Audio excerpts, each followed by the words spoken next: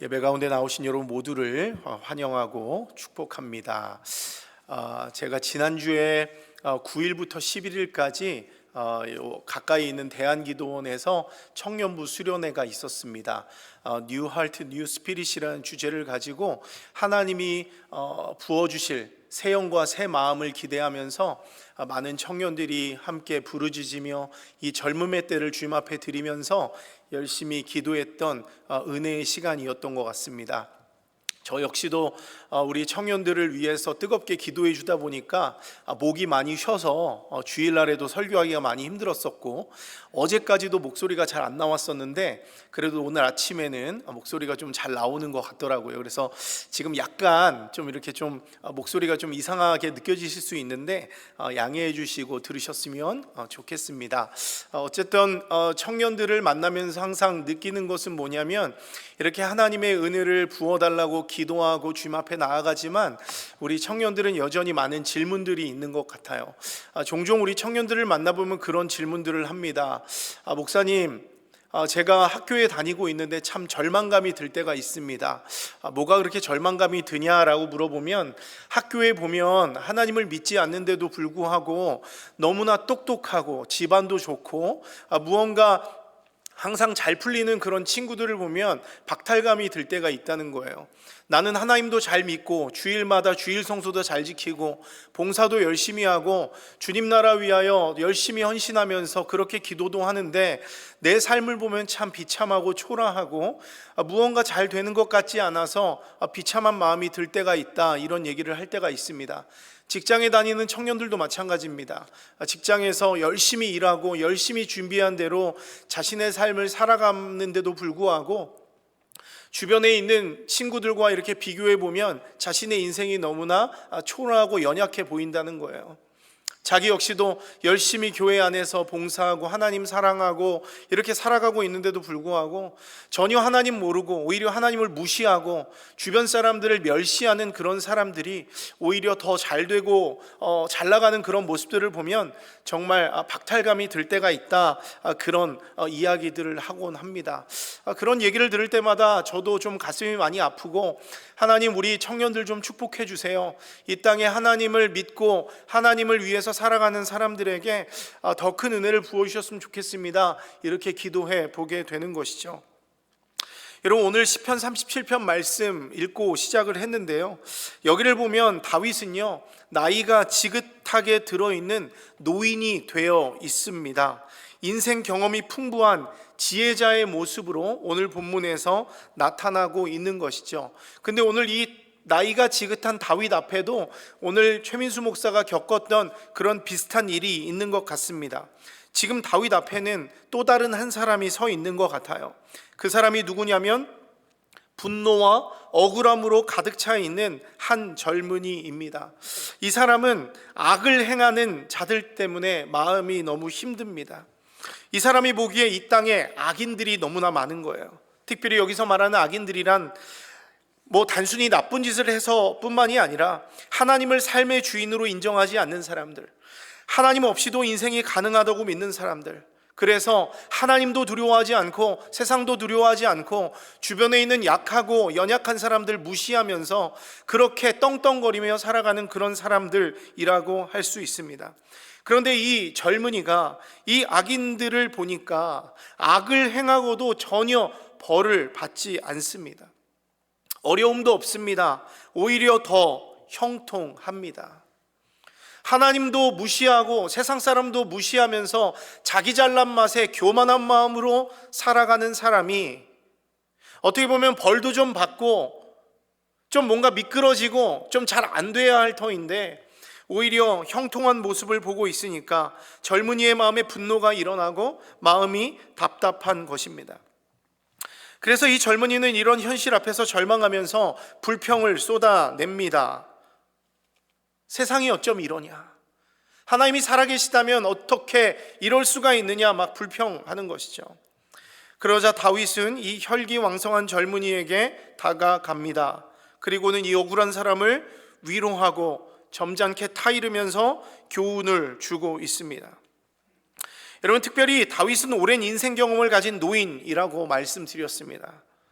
그러다 보니까 어떻습니까? 사람을 볼 줄 아는 거예요. 젊은 사람들의 마음이 어떤지 아는 것입니다. 자신이 지나쳐 왔기 때문이죠. 여러분, 실제로 여기 우리 은혜마을 우리 시니어 분들도 많이 계시지만 젊은 시대를 살아가는 사람들을 보면 어떻습니까? 여러분들이 다 겪어왔던 그런 삶을 이미 사셨기 때문에 그들이 사는 모습을 보면서 저 때는 저런 일들이 많이 힘들겠구나, 저 때는 저런 혈기가 있을 수 있겠구나, 이런 충분히 마음이 들 수 있지 않겠습니까? 그래서 예전에 보면은 저희 할머니나 저희 할아버지 같은 경우는 민수 너 무슨 일이 있니? 이렇게 물어보면 할머니 어떻게 아세요? 물어보면 딱 보면 알지 이렇게 얘기하시더라고요. 요즘에 직장 구하느라 힘들지, 공부하느라 힘들지, 요즘 연애는 잘 되니? 결혼 준비는 잘 되니? 이런 얘기하면서 할머니 어떻게 그렇게 마음을 아세요? 나는 딱 보면 알아, 이렇게 얘기하는 것을 본 적이 있습니다. 인생을 오래 살다 보니까 젊은 이들을 보면 실제로 이 사람이 어떤 사람인지, 어떤 고민을 하고 있는지 가늠이 되는 것이죠. 그리고 그 사람이 앞으로 어떻게 살면 되겠는지 이렇게 대충 짐작이 된다는 것이죠. 오랫동안 사람을 만나고 관찰했기 때문에 정확하진 않더라도 그렇게 대충 짐작할 수 있는 능력을 갖게 된 것입니다. 이와 마찬가지로 다윗 역시도 오랜 인생을 살아오면서 또 하나님의 말씀을 통해서 악인과 의인의 운명을 오랜 시간 동안 관찰해 왔습니다. 이렇게 오랫동안 인생을 살아오면서 나이가 지긋이 든 노인이 되면서 인생의 시작과 끝을 쭉 돌아보니까 의인은 또 악인은 어떤 사람이고 그들의 결말이 어떠한지, 그들의 운명에 대해서 관찰해 왔다라는 것입니다. 그래서 이 땅을 살아가는 사람 중에서 누가 악인이고 누가 의인인지 구분할 수 있습니다. 그리고 그런 악인과 의인의 결말이 어떠한지에 대해서 나름의 입장을 갖게 된 것이죠. 때문에 다윗은 지금 분노한 젊은이의 마음을 공감할 수 있습니다. 억울해하는 젊은이에게 자신의 오랜 경험과 하나님의 말씀을 토대로 해서 악인의 삶과 의인의 삶을 비교 대주해 줍니다. 악인의 결말이 어떠하고 의인의 결말이 어떠한지 잘 설명하면서 그 의인의 마음을 위로해 주는 거예요. 왜요?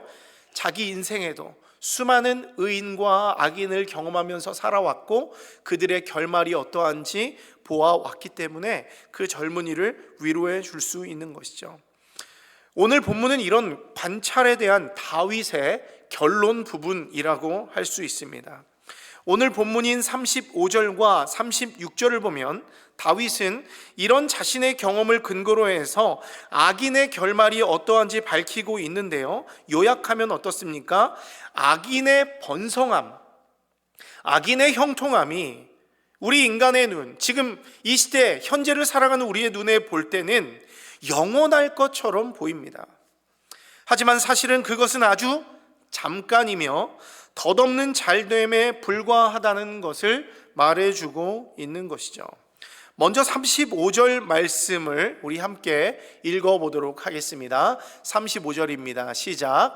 내가 악인의 큰 세력을 본즉 그 본래의 땅에 서 있는 나무잎이 무성함과 같으나. 여러분, 여기서 다윗은 내가 악인의 세력을 본즉이라고 말합니다. 다윗은 인생을 살아오면서 수많은 악인들을 경험했고 보아왔습니다. 우리가 다윗의 인생을 잘 알고 있지만 여러분, 얼마나 많은 악인들을 다윗이 만나고 경험해 왔습니까? 그런데 다윗이 그 악인의 세력을 보니까 무엇처럼 보입니까? 본래의 땅에 서 있는 잎이 무성한 나무같이 보인다, 이렇게 말하고 있습니다. 여러분, 여기서 본래의 땅에 서 있는 잎이 무성한 나무, 여기서 본래의 땅이란 무슨 의미냐면 그 나무의 시작이 어디인가를 말해주고 있는 거예요. 그러니까 이 나무는 옮겨 심은 나무가 아닙니다. 그 자기의 본래의 땅에서부터 나무가 시작되었고 오랫동안 깊게 뿌리를 내리면서 지금까지 살아온 나무입니다. 때문에 그 나무는 크고 건강합니다.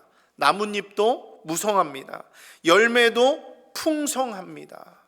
사시사철 푸르름을 잃지 않는 아주 건강한 그런 나무의 모습을 띠고 있다는 거예요. 근데 이 나무가 누구를 상징하는 나무라고요? 복 있는 사람? 의인입니까? 아니죠. 악인을 상징하는 나무라는 거예요. 악인의 세력을 상징하는 나무라는 거예요. 여러분, 이것은 악인들 역시도 하나님을 멸시하고 세상의 약자, 가난한 자를 멸시하는 이런 악인들 역시도 이 세상에서는 남들이 부러워할 만한 큰 세력과 힘과 지혜와 능력을 가질 수 있다는 것을 보여주고 있습니다. 여러분, 실제로 그렇지 않습니까? 하나님 안 믿는다고, 하나님 경외하지 않는다고 다 못 삽니까, 여러분? 다 망하나요? 다 건강하지 않고, 다 지혜롭지 않고, 다 뭔가 부족합니까? 그렇지 않습니다. 이미 우리가 경험하고 있는 대로 하나님 경외하지 않아도 더 잘 살 수 있고, 누구나 부러워할 만한 대단한 권세와 능력과 부를 소유하고 떵떵거리며 살 수 있는 것이 우리의 현실입니다. 자신들의 번영과 성공을 만방에 드러내면서 자신의 권세를 자랑할 수 있습니다. 여러분, 그러다 보니까 이런 나무는 어떻습니까?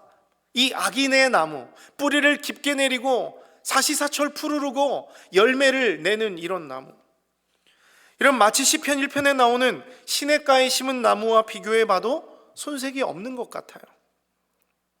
굉장히 아름답고 멋진 나무, 별반 차이가 없는 나무입니다. 여러분, 이걸 봤을 때 우리 믿는 사람들은 생각하는 거예요. 뭐야? 시냇가에 심은 나무나 본토에 심긴 악인들의 나무나 다를 것이 없잖아요. 그래서 마음에 분노가 일어납니다. 야, 이럴 거면 말씀대로 사는 것이 의미가 있나? 하나님을 경외하며 사는 것이 의미가 있나? 매번 주님 앞에 나와 예배하고 찬송하고 내 삶을 드리면서 이렇게 살아가는 게 의미가 있나? 오히려 이 시간에 더 밖에 나가서 열심히 일하고 돈도 좀 더 많이 벌고 주일날 교회 안 나오고 그냥 더 열심히 일해서 더 세상 사람과 별반 다름 없는 그런 지식을 추구하고 그런 이윤을 추구하고 그런 능력과 관계를 추구하는 삶을 사는 것이 오히려 더 지혜로운 것이 아닌가 하는 생각이 들게 됩니다. 이것이 바로 분노한 젊은이의 마음이고 제가 만났던 청년들의 마음일지도 모르겠습니다. 여러분, 근데 이게 꼭 비단 오늘 본문에 나오는 청년이나 우리 청년부에 있는 청년들의 마음뿐이겠습니까? 우리들 역시도 마찬가지라고 하는 것이죠. 여러분, 우리 주변에 하나님의 말씀을 거역하는 사람들, 하나님을 경외하지 않는 사람들, 우리 주변에 정말 교만한 마음으로 떵떵거리면서 남들 무시하고 멸시하며 이 세상에 자기가 최고인 줄 아는 사람들 보면 뭘 해도 더 잘 되는 것 같습니다. 집안도 좋고 돈도 잘 벌고 직장에서 능력도 있고 그 자녀들도 너무 잘 되고 모든 것이 잘 되는 것 같습니다. 그런데 우리를 보면 어떻습니까? 뭘 해도 뭔가 부족해 보여요. 엉망인 것 같습니다. 하나님을 왕으로 섬기고 말씀대로 살려고 몸부림쳐 보지만 악인들의 성공을 보면 내 삶은 너무나 초라해 보이는 거예요. 하나님을 믿는 자의 풍성함보다 하나님을 믿지 않는 악인들의 열매가 훨씬 풍성해 보이고 탐스러워 보이는 것입니다. 그러다 보니 우리들 역시도 하나님에 대해서 불만이 생기는 거예요. 무성해 보이는 악인들의 나무를 보면서 부러워하고 절망하기도 합니다. 그게 바로 우리들의 모습이고 우리들의 현실인 것 같습니다. 근데 여러분, 오늘 본문을 좀 보니까 어떻습니까? 그리고 오늘 본문 전체를 보면 지속적으로 하나님이 말씀하고 있는 것이 있습니다. 그런 절망 가운데 있는 우리들에게 지속적으로 1절부터 끝절까지 반복되는 얘기가 있어요. 오늘 결론부인 35절부터 40절까지의 말씀을 우리가 집중해서 보고 있지만 37편 1절부터 쭉 보면 1절부터 이렇게 얘기합니다. 악을 행하는 자들 때문에 불평하지 말며 불의를 행하는 자들을 시기하지 말지어다. 그들은 풀과 같이 속히 배임을 당할 것이며 푸른 채소같이 쇠잔할 것임이로다. 여호와를 의뢰하고 선을 행하라. 땅에 머무는 동안 그의 성실을 먹을거리로 삼을지어다. 또 여호와를 기뻐하라. 그가 내 마음의 소원을 내게 이루어 주시리로다. 이런 말씀들이 계속 반복되고 있는 것을 볼 수 있습니다. 여러분, 우리가 그토록 부러워하던 그 땅에 심겨진 그 풍성한 나무, 그 너무나 멋지고 탐스러운 악인들의 나무가 어떤 나무입니까? 여러분, 이 37장을 쭉 보면 우리 눈에 볼 때 그 나무는 풍성하고 대단한 나무인 것 같지만 하나님의 눈으로 봤을 때 그 인생의 전체를 바라봤던 연구했던 그 다윗의 눈으로 봤을 때 그 악인들의 나무, 그 건강해 보이는 그 나무는 짝퉁나무라고 하는 거예요. 여러분, 우리 속담에 빈수레가 요란하다 이런 말이 있지 않습니까? 여러분, 겉보기에 그들의 나무는 굉장히 탐스럽고 멋있어 보이는 나무입니다. 실제로 그렇습니다. 근데 여러분, 그 번영은요 하나님으로부터 온 번영이 아니라는 거예요. 때문에 이 번영은 아주 일시적인 번영입니다. 그리고 이것이 가짜라는 것이 금방 드러납니다. 겉으로는 풍성해 보이는 것처럼 보이지만 텅 비어 있다라는 것이 금방 드러날 수밖에 없다라는 것이 다윗의 생각입니다. 여러분, 함께 36절 말씀 한번 읽어보도록 하겠습니다.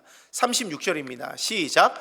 내가 지나갈 때에 그는 없어졌나니 내가 찾아도 발견하지 못하였도다. 여러분, 이것은 시인이 이 무성한 나무를 분명히 봤습니다.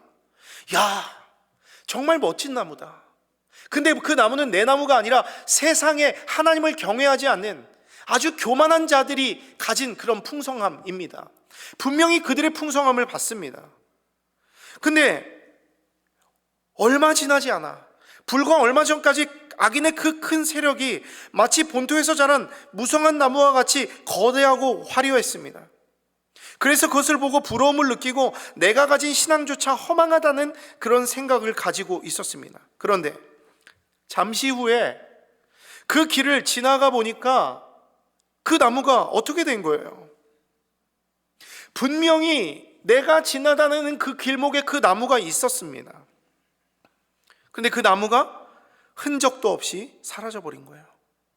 분명 조금 전까지만 해도 넓은 자리를 차지하면서 무성한 가지, 무성한 열매를 자랑하고 있던 나무였습니다. 근데 그 영원할 것 같았던 그 나무가 한순간에 사라져 버린 거예요. 다윗은 이런 믿기 어려운 광경을 보고 놀라움을 금치 못하고 있는 것입니다. 어디 갔지? 분명히 그런 풍성함을 누리고 있었던 그 나무가 어디 갔지? 이렇게 찾아보고 있는 거예요.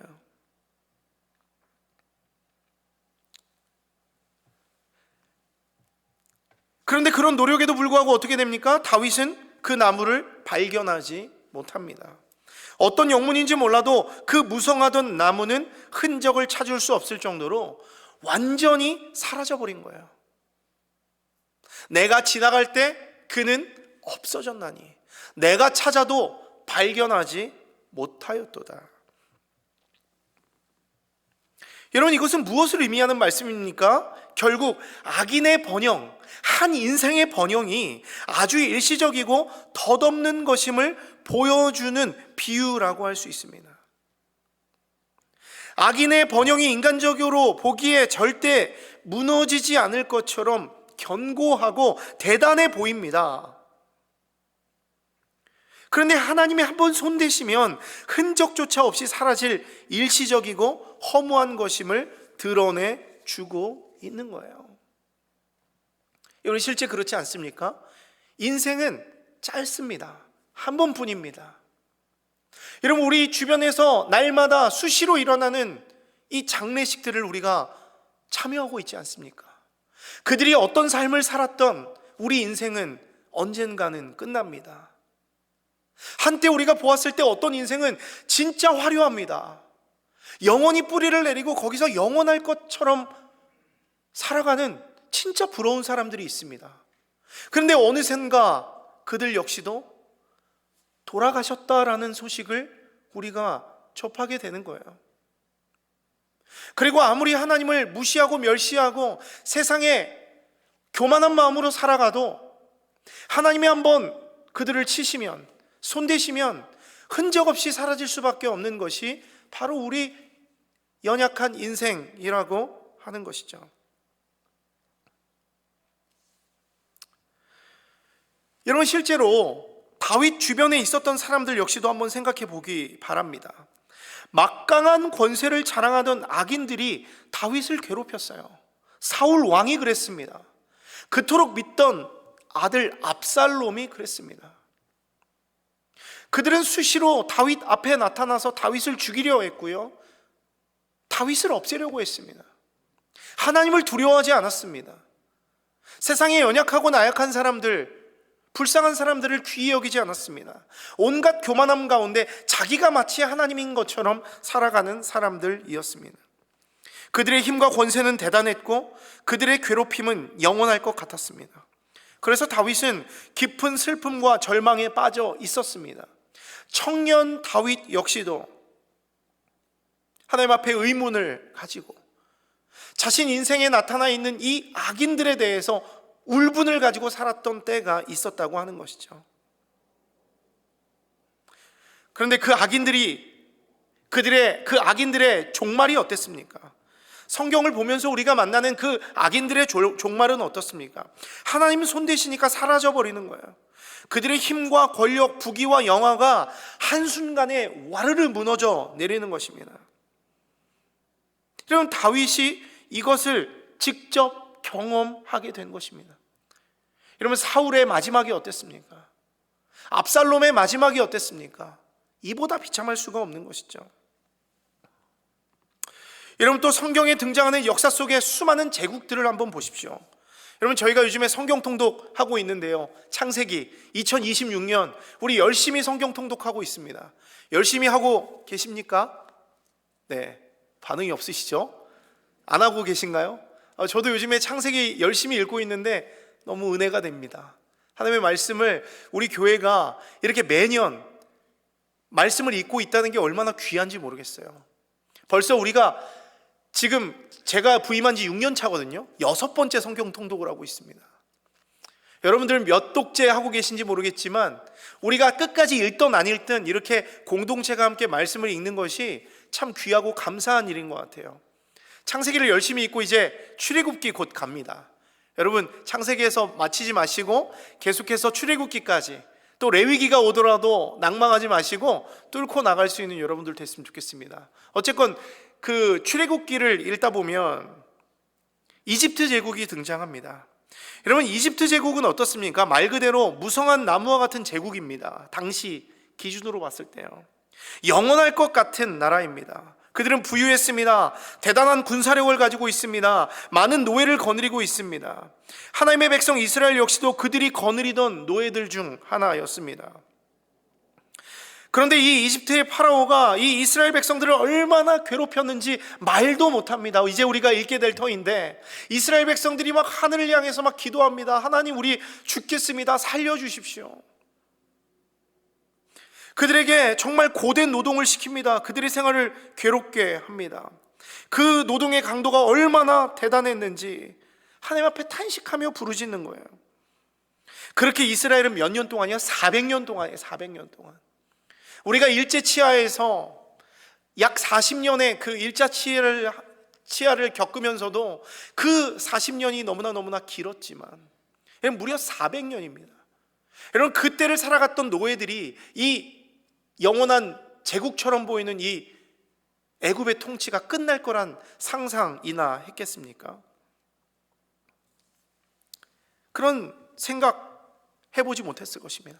이 이집트는 영원하겠다. 진짜 이집트의 파라오가 정말 하나님일 수도 있겠다, 이런 생각했을 것입니다.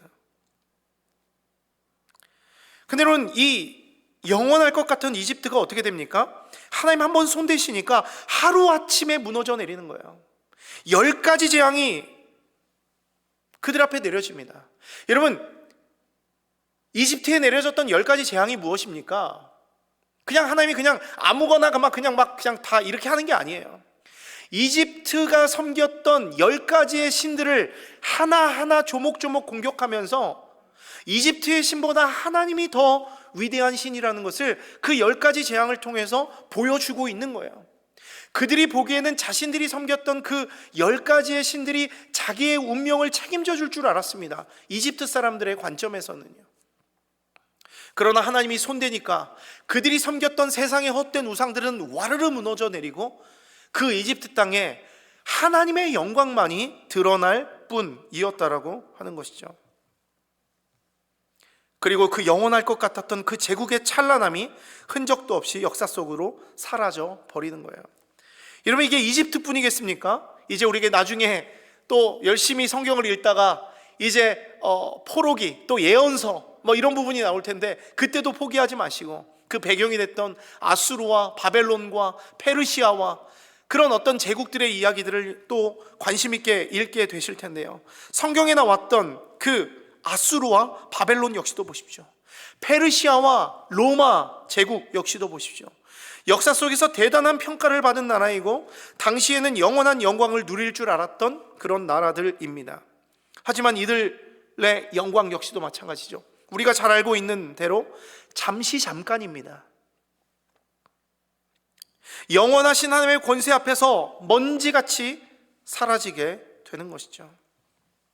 하나님을 두려워하지 않고 자신의 형통을 자랑하는 자들의 허무한 결말이 성경의 말씀을 우리가 끝까지 열심히 통독하다 보면 누가 진짜 이 세상의 권세자인가? 라는 것이 우리에게 자연스럽게 체득될 수 있겠다는 것이죠. 여러분, 결국 오늘 본문의 37절과 38절 말씀 보면 뭐라고 이야기하고 있습니까? 이것이 다윗의 결론인데요. 먼저 37절 말씀 보면 온전한 사람을 살피고 정직한 자를 볼지어다 라고 이야기하고 있습니다. 네, 온전한 사람을 살피고 정직한 자를 볼지어다. 여러분, 여기서 나오는 온전한 사람, 정직한 사람은 어떤 사람입니까? 하나님을 전적으로 의지하는 사람입니다. 하나님을 진실되게 경외하면서 하나님의 계획과 섭리가 참이라고 진리라고 믿으며 그 안에서 살아가는 사람이 바로 정직한 사람이라고 하는 거예요. 온전한 사람이라고 하는 것입니다. 그런데 다윗은 이 분노한 젊은이에게 왜 이런 사람을 보라고 하는 거예요? 이런 사람의 미래는 평안이기 때문에 그렇습니다. 하나님을 경외하고 그분만을 온전히 의지하는 사람은 지금 보기에는 연약해요. 이게 사실입니다. 지금 보기에는 손해 실제로 봅니다. 손해 보는 것처럼 보이는 게 아니라 실제로 손해를 봅니다. 그렇게 보여도 그러나 그 미래는 하나님이 책임져 주신다는 것을 강조하는 표현이에요. 결국에는 하나님이 승리한다, 하나님이 우리의 능력이 되신다라는 것을 강조하는 표현이에요. 때문에 하나님의 섭리, 하나님의 놀라운 구원의 계획을 신실하게 믿는 그런 사람들을 바라보라는 거예요. 우리 주변에 있는 신앙의 동지들, 신앙의 선배들, 신앙의 동역자들을 바라보면서, 그리고 먼저 앞서갔던 그 믿음의 사람들을 우리가 바라보면서 결국에는 하나님이 승리하신다라는 것을 바라보라는 것입니다. 그런 자들을 돕는 하나님을 바라보라 말씀하고 있습니다. 여러분, 반면에 악인들은 어떻습니까? 38절 말씀 보면 함께 읽어보겠습니다. 시작. 범죄자들은 함께 멸망하리니 악인의 미래는 끊어질 것이나. 여러분, 여기서 범죄자들과 악인은 동의어입니다. 이들은 단순히 사회적으로 범법을 저지른 자를 말하는 것이 아니라 말씀드린 대로 근본적으로 하나님을 두려워하지 않고 하나님께 반역한 사람들이에요. 하나님을 우습게 여기고 하나님 없이도 살 수 있다고 자부하는 자들을 말합니다. 그러면서 자신을 자랑하고 이웃에게 피눈물 흘리게 하는 거만한 사람들이에요. 이들은 겉보기에 그 번영이 영원할 것처럼 보입니다. 하나님조차도 어찌할 수 없는 대단한 사람인 것처럼 보여요. 근데 오늘 본문 뭐라고 이야기한다고요? 악인의 미래는 끊어질 것이다. 그들이 아무리 큰 권세를 가지고 있고 번영을 누렸다 할지라도 하나님을 떠나고 하나님과의 관계가 끊어진 그들은 종국에는 멸망하고 끊어진다라고 오늘 지혜자인 다윗이 우리에게, 또 그 젊은이에게 말해 주고 있는 것입니다. 사랑하는 여러분, 말씀을 마무리합니다. 그렇다면 오늘 본문에 근거하여 우리는 어떻게 살아야 하겠습니까? 하나님을 따르는 우리는 어떻게 살아야 하겠습니까? 하나님께 속한 사람들은 악인들이 누리는 번영과 형통을 부러워할 필요가 전혀 없다는 거예요. 지금 당장을 보면 부러운 마음이 들 수 있지만 하나님의 놀라운 구원의 계획과 이 성경에서 말씀하시는 그 끝의 마지막이 무엇인 줄 우리가 분명히 알고 있다면 부러워할 필요가 없다는 거예요. 비교하고 낙담하고 신세 한탄할 필요가 없다는 것입니다. 우리는 마지막에 영광, 마지막에 승리를 알고 있는 사람들이기 때문에 오히려 우리는 겸손하게 우리에게 선포되어진 하나님의 말씀, 그 구원의 계획, 그 약속을 붙들고 화평한 자의 미래를 기대하며 소망으로, 믿음으로 살아가면 되는 것입니다. 이 땅이 아무리 애굽 땅 같고 바벨론 같고 정말 로마 제국의 통치 아래에 있는 것 같은 그런 세상이 우리 앞에 펼쳐져 있지만 그럼에도 불구하고 우리에게 약속된 미래를 기대하며 소망으로, 믿음으로 살아가야 한다라는 거예요. 오직 주님만 의지하며 살아가면 된다라고 하는 것이죠. 그때 어떤 일이 임한다고요? 의인에게 구원이 임합니다. 함께 오늘 본문 39절, 40절 말씀 마무리로 읽도록 하겠습니다. 시작. 의인들의 구원은 여호와께로부터 오나니 그는 환난 때에 그들의 요새이시로다. 여호와께서 그들을 도와 건지시되 악인들에게서 건져 구원하심은 그를 의지한 까닭이로다. 아멘. 의인들의 구원은 여호와께로부터 온다는 거예요. 환난 때에 그들의 요새가 되어준다는 것이죠. 우리 주님께서 우리를 도와서 건지신다라고 하는 거예요. 근데 그 구원이 어디서 온다고요? 이 땅이 바벨론이고 절망이지만 그 주님의 약속의 말씀을 붙들고 끝까지 의지한 자에게 환난 때의 구원이 우리에게 임할 것이다 말씀하고 있는 것입니다. 사랑하는 여러분, 우리에게 주어진 미래는 어떤 미래입니까? 화평한 미래입니다. 그 화평한 미래는 구원과 회복이 있고 하나님이 부으시는 은혜와 위로가 있는 거예요. 여러분, 우리 어떤 사람입니까? 예수 그리스도를 주로 받은 사람들입니다. 예수님이 전해주신 복된 소식을 받은 자들이고 천국의 시민권을 받은 자들이고 천국 백성, 천국의 자녀가 된 자들입니다. 때문에 예수님이 우리의 상급이에요. 예수님이 우리의 유산입니다.